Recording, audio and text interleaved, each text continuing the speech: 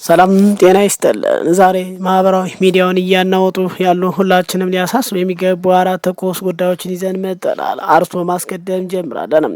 ድምፃዊ ቴዲ አፍሮ ጫናዎችን በጥበብና በዝምታ እየመከተ ስራዎቹን ወደ ዓለም መድረክ ለማውጣት የጀመረው አዲስ ጉዞ በመንግስት መዋቅር ላይ ውጥረት መፍጠሩ ተሰምተዋል። የቴዲ የቅርብ ሰዎች ፍርድ ቤት ቢቀርቡም ሳይፈቱ ቀርበዋል ተብሏል። በአጠቃላይ በተለይ ደግሞ ፍርድ ቤቱ እንዲፈቱ ቢወሰንም ፍርድ ቤቱ ፖሊስ አልፈታ ብሏል ተብሏል። በስፋት የምናጋራ ይሆናል። በተያያዘም ዜና ታዋቂው ተሟጋች አቤል አቡና በድንገት መታሰሩ ተሰምተዋል።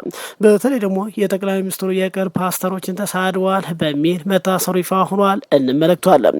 በሀገሪቱ ዩኒቨርሲቲዎች ውስጥ ደግሞ ተማሪዎች ወደ ቤተሰቦቻችን መልሱን በማለት ተቃውሞ መጀመራቸው ተሰምተዋል። ለመሆኑ ተማሪዎች ተቃውሞ ያሰሙት ለምንድን ነው? እንመለከቷለን።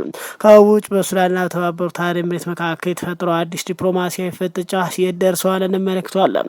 ሁሉም ሰበርና እጅግ ትኩስ መረጃዎችን እስከ ቪዲዮ መጨረሻ ድረስ በዝርዝር ይዘላችሁ ቀርበናል። መረጃውን ከወዲሁ ላይክ፣ ሸር በማድረግ አብራችሁን ትቆዩ በአክብሮት እንጋብዛለን። በድጋሚ መልካም ቆይታ። ቴዲ ዛሬም ደገመው ጀብድ መስራቱን ቀጥሏል። በአንድ ወር ውስጥ ወደ 200 ሚሊዮን የሚጠጋ እይታ የተቀዳጀው ቴዲ አፍሮ ዛሬ መንግስት ያበሳጨ ተግባር መፈጸሙ ተገልጿል። በሀገራችን የኪነ ጥበብና የፖለቲካ መድረክ ላይ ሁልጊዜም ስሙ የማይጠፋውና አዳዲስ ስራዎች በማህበራዊ ሚዲያዎች እያነጋገረ የሚቀጥለው የክብር ዶክተር አርቲስት ቴዎድሮስ ካሳሁን ወይም ቴዲ አፍሮን የተመለከተ እጅግ ትኩስ መረጃዎች ወጥተዋል። አርቲስት ቴዲ አፍሮ በቅርቡ ኢትዮርጋ የተሰኘው ነጠላ ዜማ ይፋ ማድረጉ ተቀጥሏል። በኪነ ጥበብ አፍቃሪውና በፖለቲካ ተንታኝ ዘንድ ሰፊ መነጋገሪያ መሆኑ ይታወሳል። አሁን ላይ ደግሞ አርቲስቱ ከሀገር ውስጥ አልፎ ስራዎችን ለዓለም አቀፍ ማህበረሰብ ለማድረስ ትልቅ ስራ መጀመሩ እየተነገረ ይገኛል። እንደወጡ መረጃዎች ከሆነ ቴዲ አፍሮ ኢትዮርካ የተባለውን አልበምና በውስጡ ያለውን አጠቃላይ 18 የሙዚቃ ትራኮች ሙሉ በሙሉ ወደ እንግሊዝኛ፣ ፈረንሳይና አረብኛ ቋንቋ በመተርጎም ለዓለም አቀፍ አድማጭ ለማቅረብ ሰፊ ዝግጅት እያደረገ ይገኛል ተብሏል። ከዚህ ቀደም ዳስታን፣ መሬማ ጽዮን፣ ሙሸሬ፣ ጀንበርና ስምምነን የተሰኙ እጅግ ተወዳጅ ስራዎችን ይዘቱንና የሀገር ወጣዊ መከራና ስቃይ በሙዚቃ ቃል ወደ እንግሊዝኛና አረብኛ መቀየር ሲያስተላሽ የቆየ ሲሆን አሁን ደግሞ ኢትዮሪካን በፈረንሳይና በእንግሊዝኛ በማዘጋጀት ስራ መጀመርን በጥበቡ አፍቃሪው ዘንድ ትልቅ አድናቆት እያተረፈ ቀጥሏል ተብሏል። ይሁን እንጂ የቴዲ አፍሮ የጥበብ ስራዎች ሁልጊዜ ማህበራዊና ፖለቲካዊ ይዘት ያላቸው መሆናቸው የአዲሱ እንቅስቃሴው በገዢው መንግስትና በጸጥታ መዋቅር ላይ ከፍተኛ ስጋት ውስጥ መፍጠሩ ነው በአጠቃላይ በሰፊው እየተነገረ ይገኛል። ማህበራዊ ሚዲያ ላይ የሚንቀሳቀሱ አንዳንድ የውስጥ መረጃ አቅራቢዎች እንዳመለክቱ ከሆነ ኢትዮርካ ከተለቀቀ ማግስት ጀምሮ በአርቲስቱ የስቱዲዮ ባልደረቦችና የጥበቃዎችና የሙዚቃ አድማጮች ላይ የተለያየ የስርና የማስፈራሪያ ጫናዎችን ለመፍጠር በአጠቃላይ ሙከራዎችም ተደርጓል ተብሏል። አልፎ ተርፎም አርቲስቱ ላይ የተለያየ ቀጥተኛና ቀጥተኛ ያልሆነ የደህንነት ስጋት በመፍጠር ከሀገር ጥሎ እንዲወጣ ለማድረግ ተደጋጋሚ ጥረቶች መደረጋቸውም ተነግሯል። በአጠቃላይ ይሁን እንጂ በሀገሪቱ ውስጥ ባሉ የተለያዩ የውጭ ሀገራት ኤምባሲዎች በኩል ጉዳዩ በቅርብ ክትትል እየተደረገበት በመሆኑ መንግስት ጠንከር ያለ እርምጃዎችን ከመውሰድ ይልቅ በዶክመንታሪዎች በተለያየ የሚዲያ ዘመቻዎች አርቲስቱን በዛለም የማስጠላት ስራዎችን ለመስራት እያቀደ እንደሆነም ይታወሳል ተብሏል። ይሁሉ ጫናና ውጥረት ቢኖርም አርቲስት ቴዲ አፍሮ ግን እንደተለመደው ምንም አይነት የፖለቲካ መግለጫ ከመስጠት በመቆጠብ ሙሉ ዝምታን መምረጡ በባለስልጣናት ዘንድ ጉዳዩን ይበልጥ ውስብስብና የራስ ምታት እንዲሆንባቸው አድርጓታል ተብሏል። ቴዲ አፍሮ ጫናዎችን በጥበብና በዝምታ በአጠቃላይ እየመከተ ስራዎችን ወደ ዓለም አቀፍ መድረክ ለማውጣት ስራውን አጠናክሮ ቀጥሏል ተብሏል። ይህ ባለበት የቴዲ የስራ ባልደረቦች ከእስር ይፈቱ ዘንድ ፍርድ ቤቱ ቢወሰንም ፖሊስ በተለመደው መሰረት አለቀ ማለት ተሰምቷል።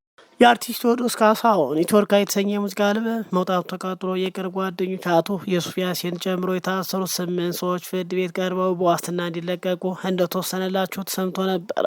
ከአርቲስት ቴዎድሮስ ካሳሁን ጋር ቅርብ የስራ ግንኙነት ያላቸው ምንጮች ለዶቼ ቬለ እንደተናገሩትም የፌዴራል የመጀመሪያ ደረጃ ፍርድ ቤት አራዳ ምድብ አንደኛ ቀጠሮ ችሎት ታሳሪዎች እንዲለቀቁ የወሰነው ከትናንት በስቲያ ነበር። እነዚህ ታሳሪዎች በየግል 1፣ 2 እንዲሁም 3 ክሶች እንደቀረቡባቸው ነው የመረጃ ምንጩ የገለጸው። አዲስ የሙዚቃ ስራዎች በዩቲዩብ መድረክ ማስታወቂያ እንዲታጀቡ አስፈላጊ ሂደቶችን ለማመቻቸት ጀምራ ከነበረው ወይዘሮ ማህሌት ሰለሞን በትክክለኛ ስሟ ሀና ሰለሞንና አቶ ዮሴፍ ያሲን እያንዳንዳቸው የ100,000 ብር ዋስትና እንዲከፍሉ ታዘው ከትናንት በስቲያ ከፍለው ማጠናቀቃቸው አስረድቷል። በተለምዶ ሲኤምሲ በሚባል አካባቢ የሚገኘም የአርቲስት ቴዎድሮስ ስቱዲዮ 2 ጠባቂ ደግሞ እያንዳንዳቸው 50,000 ዋስትና እንዲያስይዙ ትዕዛዝ ተሰጥቷል ተብሏል። ጠባቂዎች ዋስትና ለመክፈል በሂደት ላይ መሆኑን ገልጿል። የዋስትና ክፍያውን ያጠናቀቁ 2 ታሳሪዎች ግን እስካሁን ይህንን መረጃ እስከዘገብንበት ድረስ ከእስር እንዳልወጡ ሆኖም ግን እስከ ሰኞ ይወጣሉ ብለው ተስፋ እንደሚያደርጉ ተናግረዋል።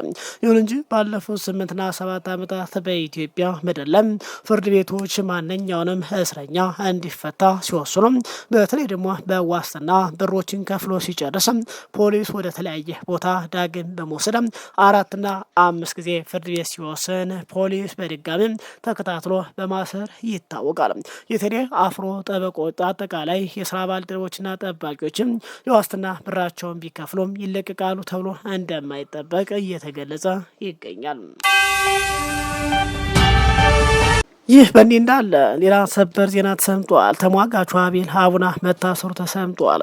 ሐሰተኛ ወይም ከመንፈስ ቅዱስ ውጭ የሆነ አስተምሮች የሚከተሉ ፓስተሮች ወይም መሪዎችን ለመለየትና በማጋለጥ የሚታወቀው አቤል አቡና ትናንት ማምሻውን መታሰሩ ቤተሰቦች እንደነገሩት ገልጾ አንድ አፍታ ሚዲያ ዘግቧል። እንደ አንድ አፍታ ሚዲያ ዘገባ ከሆነ በተለያየ መገናኛ ዘዴዎች ሰዎችን እንደ ንግድ ዕቃ የሚቆጥሩ ገንዘብና ቁሳቁስ መሰብሰብ ዋና ዓላማቸው ያደረገው ትዕቢት የሌሎችን ክብር መፈለግ የስጋ ፍላጎት የሚያነሳሱ ተግባራት የሚፈጽሙ መንፈሳዊ ትሕትና የሌላቸውን የእግዚአብሔር ቃል መጽሐፍ ቅዱስ በዋነኝነት ከመመስከር ይልቅ ትኩረቱ ወደ ታምራትና ድንቆች እንዲሁም ወደ ግለሰብ ፓስተሮች ችሎታ በአጠቃላይ እንደሆነ የሚሰብኩ አካላትን በማጋለጥ ላይ የሚታወቀው አቤል በምን ምክንያት እንደታሰረ ማወቅ ባይቻል በቅርቡ ስጋቶች እንዳሉበት በመግለጽ ከነዚህ የወንጀል ቁማርተኞች ጋር በተያያዘ ሊሆን እንደሚችል ጠቁሟል።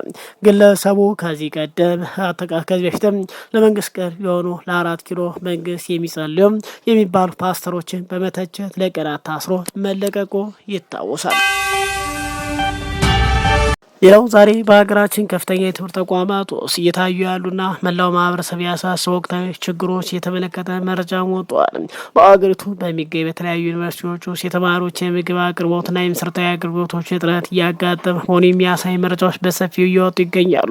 በተለይም በወለጋ ዩኒቨርሲቲና በሌሎች የሀገሪቱ ዩኒቨርሲቲዎች የሚማሩ ተማሪዎች ከባድ የምግብ እጥረት እያጋጠማቸው መሆኑን በመጥቀስ መንግስት በአስቸኳይ መፍትሄ እንዲሰጣቸው ካልሆነ ግን ወደ ቤተሰቦቻቸው እንዲመልሳቸው በከፍተኛ መማረርና ተቃውሞ ድምጽ አሰምቷል ተብሏል።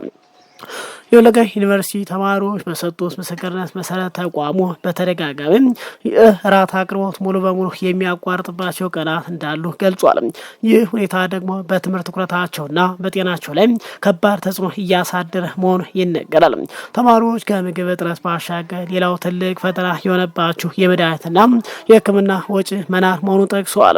በአጠቃላይ በካምፓስ ባሉ የሕክምና ማዕከላት በቂ የመድኃኒት አቅርቦት ባለመኖሩ ምክንያት ተማሪዎች ታመው ወደ ውጭ ሕክምና ተቋማት ሲሄዱ የሚጠየቁትም ከፍተኛ የሕክምና ወጪ ለመሸፈን አቅም እንደሌላቸው በከፍተኛ ሐዘን አስታውቋል። ይህ እንግዲህ በወላጆችና በተማሪዎች ላይ የድርብ የስነ ልቦና የኢኮኖሚ ጫና ፈጥሯል ተብሏል። የዘርፉ ተንታኞች እንደሚያመላክቱ በከፍተኛ ትምህርት ተቋማት ውስጥ እየታየ ያለው ቀውስ በሀገሪቱ ካለው አጠቃላይ የኑሮ ውድነት፣ የዋጋ ግሽበትና የበጀት እጥረት ጋር የተያያዘ ነው ተብሏል። ዩኒቨርሲቲዎች ከተማሪዎች ቁጥር መጨመር ጋር ተያይዞ የሚመጣውን የምግብ ሸቀጦች በጀት ለማሟላት ከፍተኛ ችግር ውስጥ እየገቡ መሆናቸው ተነግሯል። ይሁን እንጂ የነገ ሀገር ተረካቢ የሆነ ወጣቶች መሰረታዊ ምግባቸውን ተስተጓጉሎ በትምህርት ገበታ ላይ እንዲቆዩ መጠበቅ አግባብ ስላልሆነ የትምህርት ሚኒስቴር የሚመለከታቸው የመንግስት አካላት ለጉዳዩ ልዩ ትኩረት በመስጠት የአስቸኳይ ጊዜ በጀት ሊመደቡና እንደሚገባ በሰፊው እየተገለጸ ይገኛል።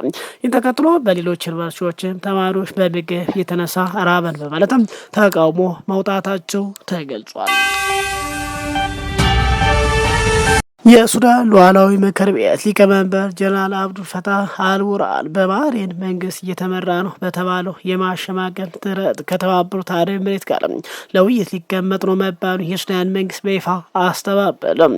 የሉዓላዊ ምክር ቤት የሚዲያ ጽሕፈት ቤት ባወጣው ይፋዊ መግለጫ ሚድል ኢስት ታይም የተሰኘው ዓለም አቀፍ የዜና ወኪል ጀነራል አልቡርሃን ከተባበሩት አረብ ኤሚሬት ጋር ለመወያየት ተስማምተዋል በሚል ያሰራጨው ሪፖርት ሙሉ በሙሉ ውድቅ አድርጎታል። መግለጫው አክሎ ጀነራል አልቡርሃን በቅርቡ ለማንኛውም የሀገሪቱ የዓለም አቀፍ የብዙኃን መገናኛ የሰጡት አስተያየት የለም ሲል አስታውቋል። ማስተባበያ ሊወጣ የቻለው በሱዳን ውስጥ እየተካሄደ ካለው እጅግ አሰቢ የእርስ በርስ ጦርነት ጋር ተያይዞ በካርቱምና በአቡዳቢ መካከል ለወራት የዘለቀውን ከፍተኛ ዲፕሎማሲያዊ ውጥረት ለማርገብ ባህሬን ሁለቱን ወገኖች ለማስታረቅ ጥረት እያደረገች መባሉ ተከትሎ ቀደም ሲል በወጡት ሪፖርት መሰረት ጀነራል አልቡርሃን በቅርቡ በሳውዲ አረቢያ፣ በኦማን እንዲሁም በባህሬን ያደርጓቸው ተከታታይ ጉብኝቶችም በሱዳንና በተባበሩት አረብ ኤሚሬት መካከል አዲስ የግንኙነት መስመር ለመክፈት የተደረጉ ጥረቶች አካል እንደነበሩ ጠቅሶ ነበር። በወቅቱ የዜና ወኪሉ ጀነራል አልቡርሃን ጠቅሶ እንደዘገበው ከሆነ ሱዳን ከአቡዳቢ ጋር ለውይይት የምትቀመጠው አቡዳቢ ለጀነራል መሐመድ ሀምዳን ዳጋሎ ወይም ሂሜቲ ለሚመራው የፈጣን ድጋፍ ኃይሎች አርኤስኤፍ የምታደርገው ወታደራዊና የገንዘብ ድጋፍ በአስቸኳይ እንድታቆም እንዲሁም የሱዳን ሉዓላዊነትና አንድነት እንድታከብር ግልጽ ቅድመ ሁኔታ በማስቀመጥ እንደነበር ተነግሯል። ይሁን እንጂ የሱዳን ባለስልጣናት መሰል የድርድር ንግግሮች በፍጹም እንዳልተደረጉ አጥብቀው የገለጹ ሲሆን ከተባበሩት አረብ ኤሚሬት ጋር ለመቀመጥ አሁንም ከባድ መሆኑን አመልክቷል።